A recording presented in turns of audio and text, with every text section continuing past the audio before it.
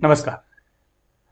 Last lecture में हम लोगों ने equation of electromagnetic wave for free space, electromagnetic equation for conducting medium निकाल चुके हैं। यानी कंडक्टिंग और नॉन कंडक्टिंग मीडियम में इलेक्ट्रोमैग्नेटिक वेव इक्वेशन क्या होगा, ये हम पिछले लेक्चर्स में वीडियो में देख चुके हैं।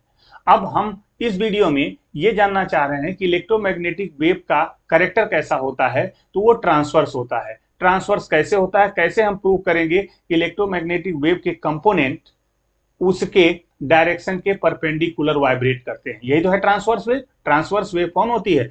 In the wave which have the components are traveling along perpendicular along the direction of propagation of wave, the such type of wave is called the transverse wave.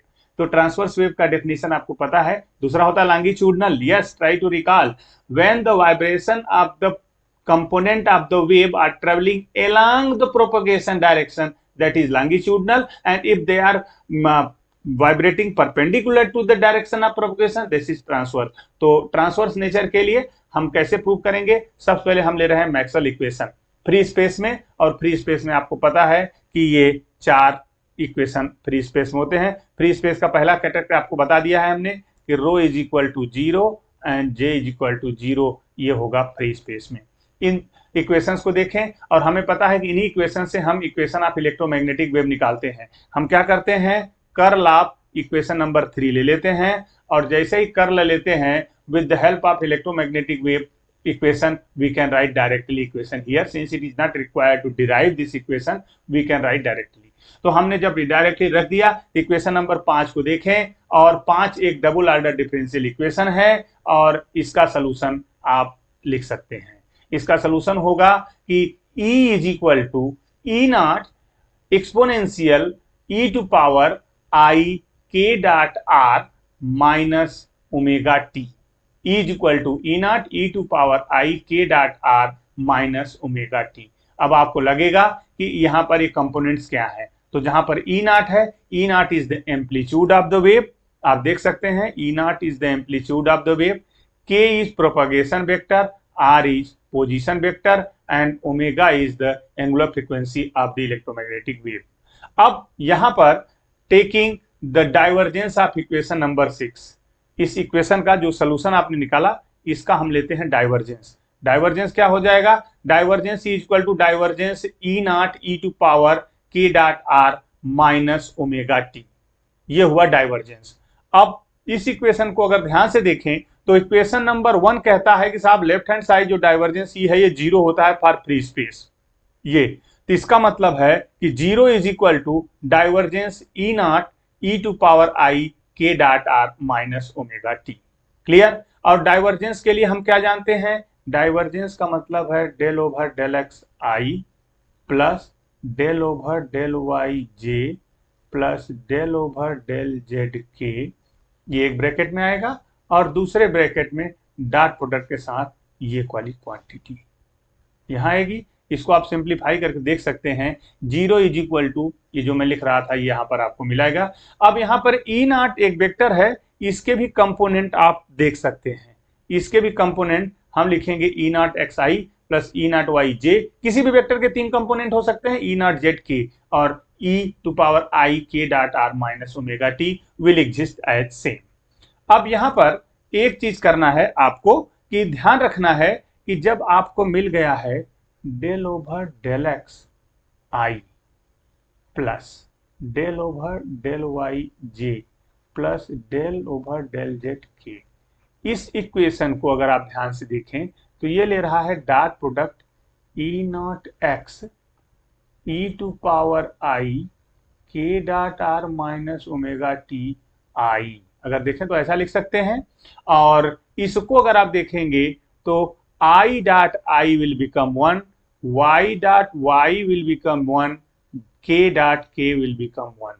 ये 3 आएंगे, तो तीनों को अगर हम सिंप्लीफाई करेंगे तो बड़े सरल तरीके से वो लिखा जा सकता है, और उसे हम लिख सकते हैं दूसरे फॉर्म में। अब जरा सा देखें कि K क्या होता है। K एक वेक्टर है, इसके 3 कंपोनेंट होंगे। K equal to K X I plus K Y J plus K Z K, और आर पोजीशन वेक्टर सभी पता है, it is X I plus Y J plus Z K. अब दोनों का डॉट प्रोडक्ट ले लें तो ये आएगा X K X plus Y K Y plus Z K Z equal to K dot R. अब इक्वेशन 7 में चलें अगर, तो हमें मिला हुआ था del over del X of I plus del over del Y, ये फिर वाई होगा, माफ करिएगा, ये Y and this is Z, और डॉट में E naught X I plus E naught Y J plus E naught Z K and E to power I X K X plus Y K Y plus Z K Z, ये इतना हमको minus omega T Z exist करेगा।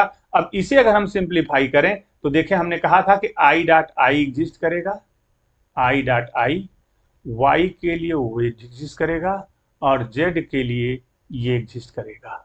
और तीनों को अगर हम लिखना चाहें तो del over del X of I dot I E naught X E to power I X K X plus Y K Y plus Z K Z minus omega T, फिर वाई आ जाएगा, वाई वाले में फिर वही quantity, यहाँ पर Y component होगा, और फिर जेड आ जाएगा, और जेड के लिए भी केवल ई नॉट जेड हो जाएगा, बाकी सेम कंपोनेंट रहेंगे।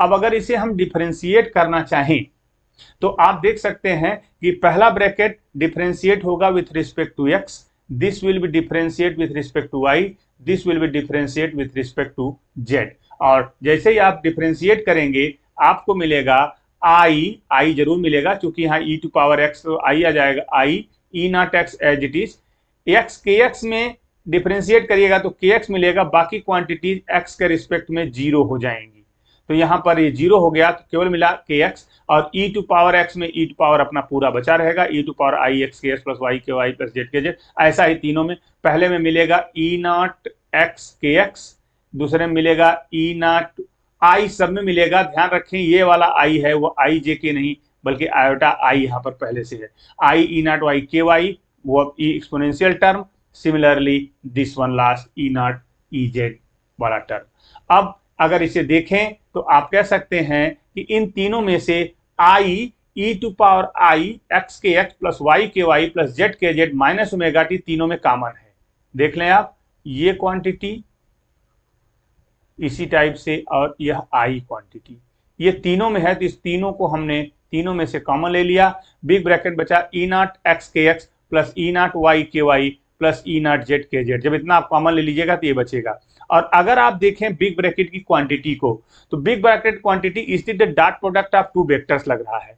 कौन कौन वेक्टर? ई नॉट एक्स वेक्टर और के वेक्टर। तो ई नॉट वेक्टर को हम कैसे लिखते हैं? E naught X I plus E naught Y J plus E naught Z K, और इसी टाइप से के वेक्टर को क्या लिखेंगे? के X I plus K Y J plus K Z. इन्हीं दोनों का डॉट प्रोडक्ट अगर देखें तो इस बिग ब्रैकेट में आ रहा है, और ये एक्सपोनेंशियल टर्म एग्जिस्ट करता रहेगा। और इसके लिए हम लिख सकते हैं, अब इसे क्या सकते हैं, ये है आई, और ब्रैकेट में क्या बचेगा आप देख लेंगे बहुत सिंपली, एकदम आराम से अगर देखें तो हम कह सकते हैं कि आई, माफ करिएगा यहां आपको थोड़ा सा कंफ्यूजन हो रहा होगा यहां पर, तो इसको हम लिख के बताते हैं आपको कि यहां पर क्या हो जाएगा कि यह हो जाएगा ई नॉट का वेक्टर डॉट के वेक्टर और ई to power I X K x लिखें, पूरा लिखें, चाहे आप इसे अब डिफरेंशिएट नहीं करना है तो इसे के डॉट आर भी लिख सकते हैं, इसे आप के डॉट आर भी लिख सकते हैं। आगे इस टर्म में देखेंगे तो आपको मिलेगा आई ई नॉट डॉट के ई to power I X K x, अभी Y K Y plus Z K Z आएगा। इसे और सिंप्लीफाई फॉर्म में लिखना चाहें तो जीरो इज इक्वल टू, आपको पता है कि यहां पर एक क्वांटिटी आई थी जब हमने सोल्यूशन लिखा था कि E is equal to E naught E to power I K dot R minus omega T, और यहां पर देखें ये क्या है, ये K dot R minus omega T है, और ई नॉट है और ई टू पावर है तो यह ई नॉट के बराबर हो गया, हमने यहाँ लिखा भी है। तो ये आप देखें zero equal to I K dot ई, और इसी टाइप से आप अब दो क्वांटिटीज का मल्टीप्लीकेशन यहाँ जीरो आया, I K dot I equal K dot E equal to zero, तो आई इक्वल टू जीरो हो नहीं सकता, I equal to under root minus one, तो यहाँ पर के डॉट ई जीरो है। दो वेक्टर का डॉट प्रोडक्ट जीरो आ रहा है, इसका मतलब दोनों वेक्टर क्या होंगे आपस में, K is perpendicular to E. Similarly अगर आप इक्वेशन 4 को लेके चलते और आप मैग्नेटिक फील्ड में निकालते तो के डॉट एच यानी K is also perpendicular to H है। इन दोनों से ये बात क्लियर होती है कि the dot product of two vectors is 0, तो इसका मतलब दोनों वेक्टर आपस में राइट एंगल पे हैं, परपेंडिकुलर हैं। और इन बोथ, और हमें एम्पियर्स लॉ से पहले पता है कि E और H परपेंडिकुलर होते हैं, तो यह और E is perpendicular to H, यानी E परपेंडिकुलर है K के, E परपेंडिकुलर है H के, और जबकि H परपेंडिकुलर है K के, यानी तीनों एक दूसरे के परपेंडिकुलर हैं। अगर इसे आप दिखाना चाहें तो बड़े आराम से दिखा सकते हैं कि ये इस टाइप से, आप देखें यहां पर एक Y वेक्टर है, माफ करिएगा, ये Y वेक्टर है जो इधर जा रहा है E को लेके, इधर जा रहा है B को लेके, इधर जा रहा है K को लेकर के, यानी तीनों का आप देख सकते हैं कि हमेशा परपेंडिकुलर। अगर आप देखें कलर्स में तो ब्लू लाइट जो दिख रही हैं, ये blue arrow, these are indicating magnetic field,